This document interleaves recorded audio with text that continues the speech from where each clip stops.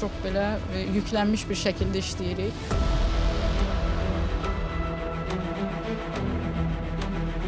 Özümüzün, yaxınlarımızın, doğmalarımızın səhhətində bir problem yaranarsa, ilk zəng edəcəyimiz ünvan təcili və təxirəsalınmaz tibbi yardım mərkəzidir. Bəli, burada çalışanlar üçün həftənin şənbə, bazar və yaxud da bayram günləri, qeyri-iş günləri yoxdur. Onlar 7-24 çalışırlar. Çalışırlar ki, bizim zənglərimizə anında cavab versinlər və onu aidiyyəti üzrə yönləndirsinlər.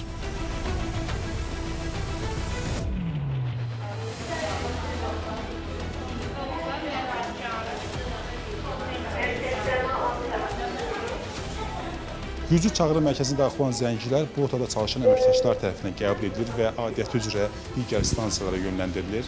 Hazırda axşam saatlarıdır və deyilənə görə işin elə gərgin, qızğın vaxtı da bu vaxtlardır. Çünki çağırışlar axşam saatlarında daha çox olur.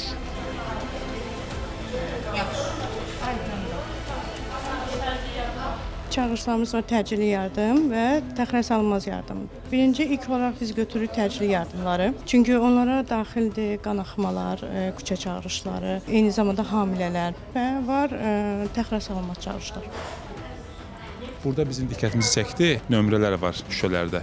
Bu nömrələr nəyi bildirir? Bu zalda qəbul olunan çağırışlar çeşidlənərək ərazi üzrə bölmələrə ötürülməsidir. Masaların üzərindəki olan rəqəmlər isə bölmələrin nömrələridir ərazi üzrə. Həkimlərə biz çağırışları çeşidləyirik. Məsəl üçün 9-cu nömrə Binəqədi rayonunu göstərir.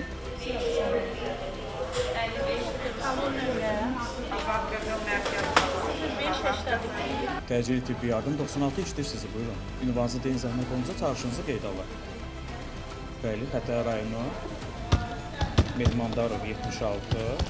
Xəstənizin şikayəti nədir, nə olub xəstəyə? Adını, soyadını, yaşını deyin, zəhmət olunca çağırışınızı qeydə alaq. Alo, Doktor Rəna Hacıyevadır. Buyurun. Mehmandarov 76. Aysel 40 yaş. Təzik. Təşəkkür edirəm. Oldu, sağ olun.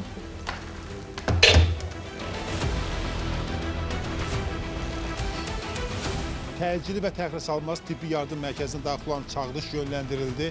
Xətai təcili və təxirəsalınmaz tibbi yardım stansiyasının bir saylı bölünməsinə və bu çağırış əsasında həkim briqadası ünvana yollanır.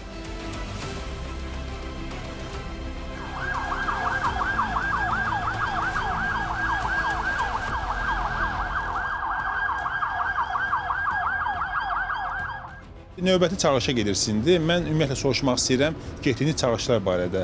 Daha çox hansı yöndə, hansı istiqamətdə çağırışlar olur və vətəndaşların hansı problemləri olur ki, sizi briqadan çağırırlar? Bayram günlərində biz çox belə yüklənmiş bir şəkildə işləyirik. Çoxlu ağır çağırışlar da olur. Yəni bayram günləri ilə əlaqəli insanların nizamsız qidalanması nəticəsində həzm sistemində yaranan narahatçılıqlarla əlaqəli olan çağırışlar var bizdə. İnfarktlar, insultlar, qanaxmalar.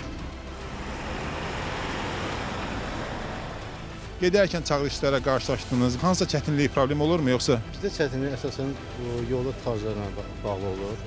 O da ki, avtobus yollarından istifadə edirik, alternativ binaların həyətindən istifadə edirik. Bu yollarda, tıxaclarda və yaxud digər hallarda digər avtomobil sürücüləri sizə yol verirlərmi yoxsa? Bəziləri indi verir, bəziləri olur ki, vermirlər.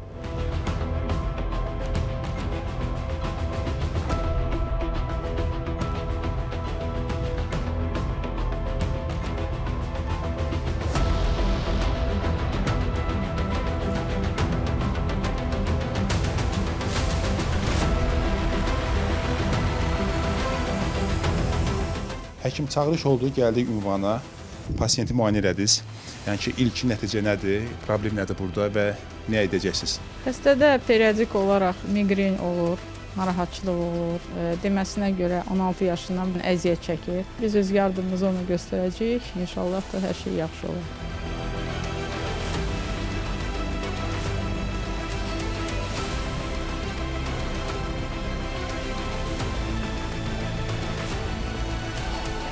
Özünüzü necə hiss edirsiniz?